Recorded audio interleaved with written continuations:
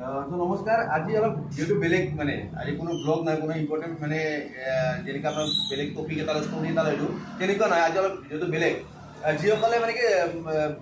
চাৰিচকীয়া দুচকীয়া second hand কিনিব মানে বজাৰৰ পৰা কিনিব বিচাৰে ডিলাৰৰ পৰা চ' তেখেতসকলে গাড়ী এখন কিনিব আহিলে কি চাব লাগে ইম্পৰ্টেণ্ট ঠিক আছে আজি মই আপোনালোক দুটামান তাৰে গাড়ী এখন নিব আহিলে কি চাব লাগিব আপোনাক দেখাই আছোঁ চাপ'জ এখন টিভিএছ ৰাইডাৰ ঠিক আছে আপোনাৰ এই নম্বৰটো চাপ'জ এই নম্বৰটো মাৰি দিলে আপুনি এপছত মাৰি দিলে আপোনাৰ ডিটেইলছখিনি পাই যাব কিমান ইঞ্চুৰেঞ্চ কিমান বয়স ঠিক আছে চাপ'জ গাড়ীখনৰ বয়স হ'ল আপোনাৰ 5 বছৰ ধৰিলোঁ 5 বছৰ গাড়ীখন মিটাৰটো ইয়াত দেখাই আছে 20,000 হা কিন্তু গাড়ীখন চলিছিল অৰিজিনেলি 50,000 তেতিয়া আপুনি কেনেকৈ গম পাব চাপ'জ বহুতেতো ডিলাৰত দেখালে নকৰে ন চ' আৰু মই দেখাই আছোঁ মোক যেতিয়া মোক ভিডিঅ'ত সহায় কৰি দিছে এই চাবিপাত চাইছে এই চাবিপাত চাওক এই চাবিপাতত আপোনাৰ যদি আপোনাৰ বেছিকৈ মানে ক্ষয় যায় তেতিয়া আপোনাৰ এই চাবিপাতটো মানে গাড়ীখন বেছি ৰানিং হ'লে চাবিপাত বেছিকৈ ক্ষয় যাব চবতকৈ বেছি ইম্পৰ্টেণ্ট মেইন কৈছোঁ কাৰণ যেতিয়া গাড়ীখন বেছি ৰানিং হ'ব ন গাড়ীপাত চাবিপাত ওলোৱা সময়তো বেছি কৰিব চ' তাৰ কাৰণে মানে কি গাড়ীখনৰ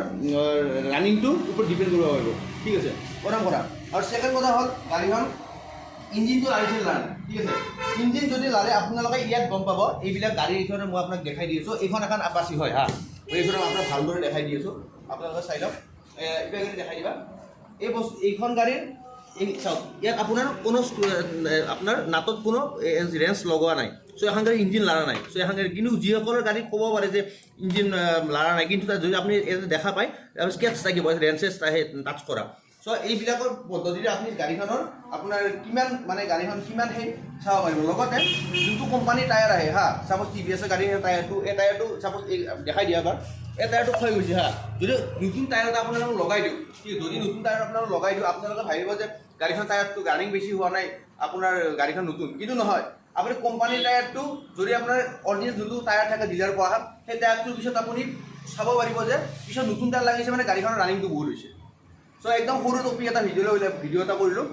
যিসকলে ছেকেণ্ড গাড়ী দুচকীয়া চাৰিচকীয়া কিনিবলৈ মানে কিনিম বুলি ভাবি আছে তেখেতসকলৰ এই ভিডিঅ'টো মই আজি বিভূতিয়া মটৰ্ছত আপোনালোক আমাৰ বিভূতিয়া মটৰ্ছত যি গাড়ী আছে আপোনাক দেখাই দিলোঁ লাগিলে আহিব শনি ৰোডৰ বীণাপানী এণ্টাৰপ্ৰাইজৰ সন্মুখতে আছে বিভূতিয়া মটৰ শনি চুক নাপতে যদি আপোনালোকে নলবাৰী ছাইডৰ পৰা আহে তেতিয়া আপোনাৰ চামোতাৰ যোনটো ৰোড তাৰ পৰা আহি পেলাই পানীগাঁও চকটোৰ বাহতে লেফ্ট ছাইড হ'ব আৰু আপোনাৰ সৰ্থেবাৰী ছাইডৰ পৰা আহিলে আপোনাৰ ৰাইট ছাইড হ'ব পানীগাঁও শনি ৰোড পানীগাঁও চকটো পাৰ হৈ পেলাই চ' ধন্যবাদ